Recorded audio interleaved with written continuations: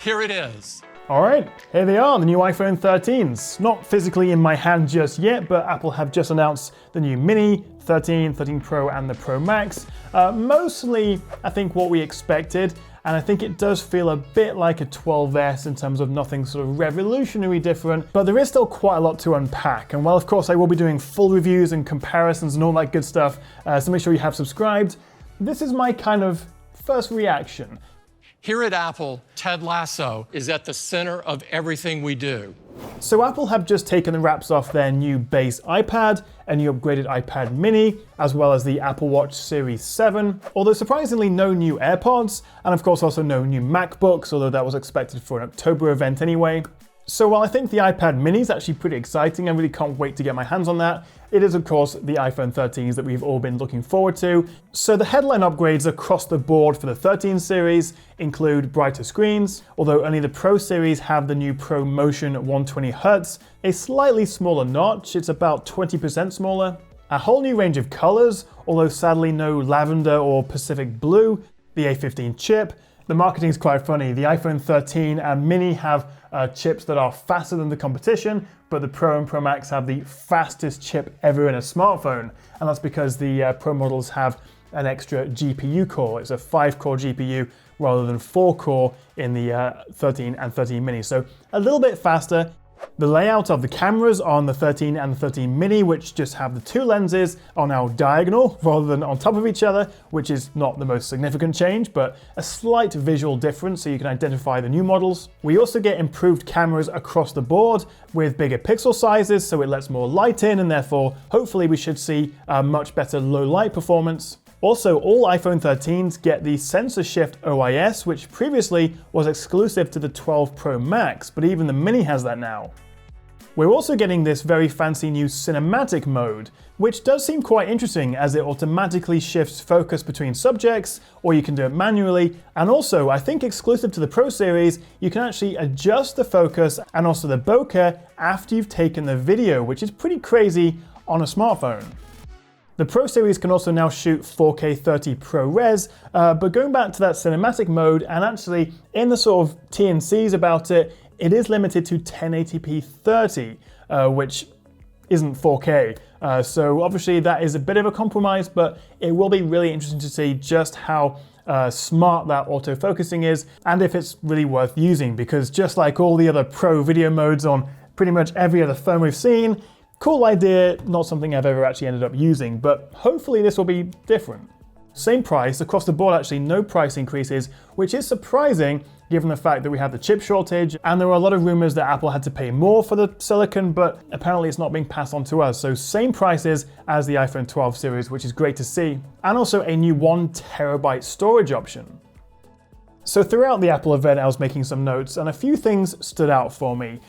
Firstly, there isn't really any exclusive feature now on the Pro Max, which we used to have on the 12 series. For example, we had that sensor shift OIS on the 12 Pro Max, which the 12 Pro didn't have. So there was an actual reason you might want to go for the biggest, most expensive version, other than just the bigger screen. But now it seems that the Pro and the Pro Max share all the same specs, except for battery life, which does still appear to be a good deal longer than even the 13 Pro.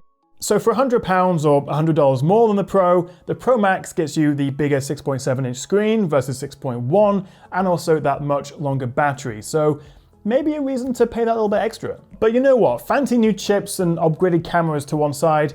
The biggest upgrade with the 13 series, I think, is the battery life. And if any of you guys have used a iPhone 12 mini, the battery life is a bit rubbish. So even adding an extra hour and a half to that will make a bit of a difference.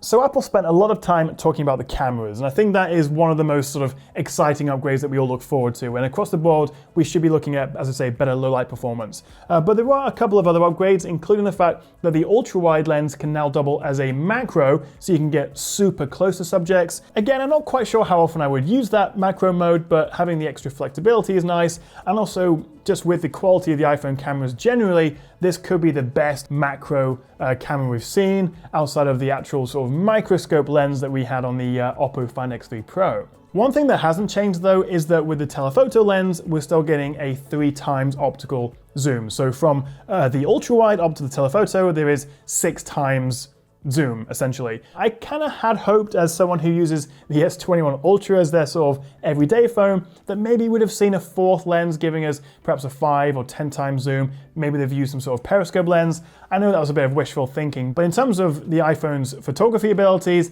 I think the only area it falls down a little bit is with the zoom. One cool feature I do like the idea of, though, are these new photography styles. There are 4 of them, and they give you a little bit of control over how the photos come out without just having to take a normal photo and then put a filter on it. So you can switch between sort of standard and vibrant modes and kind of get a different style. And hopefully we do see these expanded or maybe even more customization added later on. So I think for me, the 3 big upgrades are the improved cameras.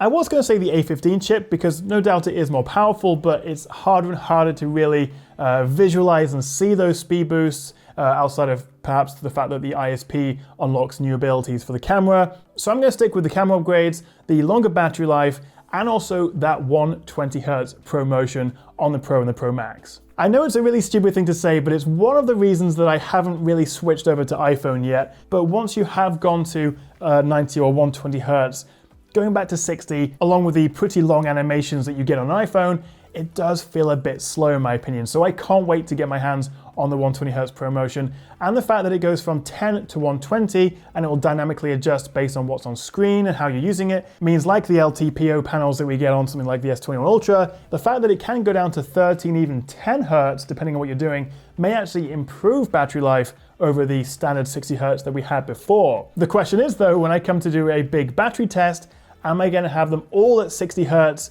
just because the 13 and the 13 mini are still at 60? Or finally, can I set them all to their default high refresh modes like I think they should be, because that's how people actually use them, but then I get told off for doing? One area that does feel a little bit dated now, I say a little bit, a lot, is the fact that we still have the Lightning port. There's no switch to USB-C, which is not something we expected. There was, of course, rumors about Apple removing the port completely, which maybe they will do next year, assuming the MagSafe ecosystem takes off a bit more than it has so far. But when you consider the only iPad remaining that still uses a Lightning port is the cheapest base model. Even the iPad mini has USB-C, which they made into a big feature and a bit of a selling point. The fact that the iPhones, all of them, the brand new iPhones, still use Lightning is a bit frustrating. It's not the end of the world for a lot of people who, wirelessly charge, they upload everything through AirDrop anyway, so it's less of a big deal than it used to be, but come on, just give me USB-C. So even if there is no giant revolutionary upgrade with the 13 series, if you do fancy yourself buying one of these or you're due an upgrade, which one should you go for? Well, you probably already have an idea based on what you're currently using and also what size of phone you want, because that is a differentiator as well.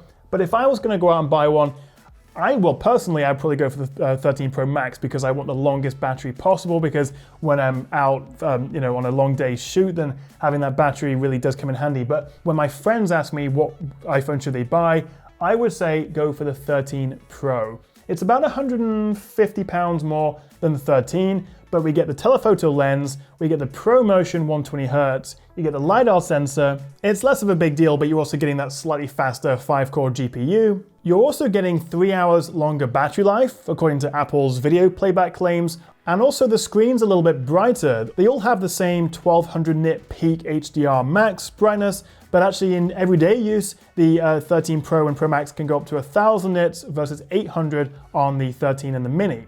The standard 13s also miss out on night mode portrait shots. It doesn't support Apple's Pro RAW or even the new upcoming Pro Res camera options. So nothing really crazy different this year, but I am looking forward to testing them properly and also seeing what those new cameras can do. So make sure you have hit that subscribe button so you don't miss out my hands-ons, unboxings, reviews, comparisons, and also of course the new Series 7 Apple Watch and the new iPads, which means I'm gonna have to make a whole new iPad buying guide again, so stay tuned for that. So my final thought really is your move, Google. Let's see what the Pixel 6 can do. At the heart of it all, the morning show, which starts this Friday.